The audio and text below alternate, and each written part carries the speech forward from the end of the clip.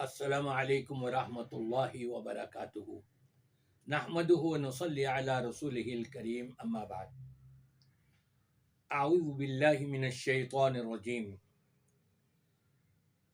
جاء الحق وزهق الباطل ان الباطل کان زہوقا۔ حق آ گیا اور باطل مٹ گیا، برباد ہو گیا، ختم ہو گیا۔ ظاہری بات ہے، جہاں حق پہنچ جائے، الحق یعلو ولا یعلا علیہ، الاسلام یعلو ولا یعلا علیہ۔ اسلام کے آنے کے بعد اسلام کا بول بالا ہوتا ہے، حق آ جانے کے بعد حق بولتا ہے، چڑھ کے بولتا ہے۔ اگر میں کہوں کہ ہمارے بریلوی حضرات وہ ایسے ہیں اور ویسے ہیں، تو شاید آپ کہیں کہ بھئی یہ الزامات ہیں۔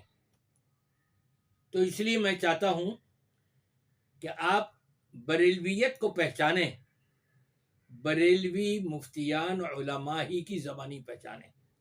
دیکھیں سنیں کیا کہہ رہے ہیں۔ ملک کے ایک عالم صاحب بیان کر رہے تھے، اے لوگو، پہلے اگر کوئی شیخ عبد القادر جیلانی کا بے وضو نام لیتا تھا مر جاتا تھا۔ غوث پاک کا حال یہ تھا کہ غوث پاک کا نام کوئی بے وضو لیتا تھا تو وہ مر جاتا تھا۔ تو پھر اللہ نے فرمایا عبد القادر یہ آپ کیا کر رہے ہیں؟ اے عبد القادر، میری امت پہ رحم کرو، لوگ اس طرح سے نقصان اٹھائیں۔ تو عبد القادر نے کہا اچھا، غوث پاک نے کہا اچھا، پر ٹھیک ہے کہ اب نہیں مرے گا۔ اس کے بعد اگر کوئی بے وضو نام لیتا بال ٹوٹ جاتا تھا۔ اگر ناپاکی میں اب بھی کوئی غوث پاک کا نام لے تو کم سے کم اس کا اتنا نقصان پہنچتا ہے کہ اس کا ایک بال ٹوٹ کر گر جاتا ہے۔ او بھائی یہ کہاں سے تم نے خرافات نکالی ہیں بھائی؟ کون سی کتاب میں پڑھی تم نے یہ بات؟ جھوٹے واقعے بنا کے بیان کرتے ہوئے تمہیں شرم نہیں آتی؟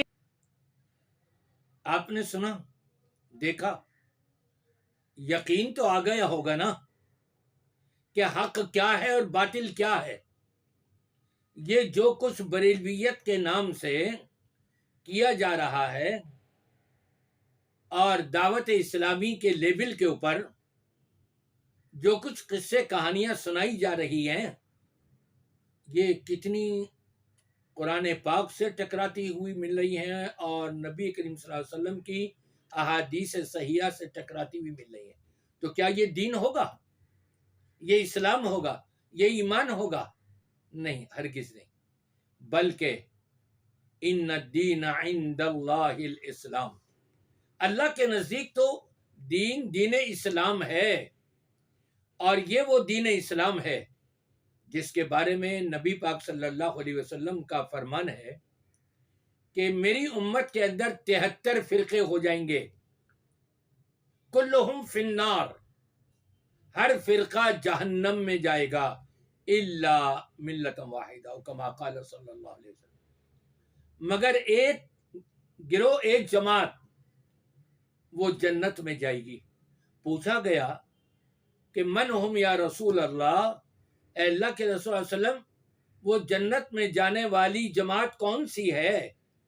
آپ نے فرمایا ما انا علیہ و اصحابی، اور ایک روایت میں ملتا ہے ما انا علیہ و اصحابی الیوم، میں اور میرے صحابہ جس دین پر ہیں، جس عقیدے پر ہیں، جس نظریے پر ہیں، جس عمل پر ہیں، اس کو جو اپنائے گا اور اختیار کرے گا وہ جنتی ہے۔ یہ اصل ہے، یہ فرقہ نہیں ہے۔ رب تبارک و تعالی نے ارشاد فرمایا ہے وَاعْتَصِمُوا بِحَبْلِ اللَّهِ جَمِيعًا وَلَا تَفَرَّقُوا، تم سب کے سب مل کر اللہ کی رسی کو مضبوطی سے تھام لو، جدا جدا نہ ہو، فرقے نہ بناؤ۔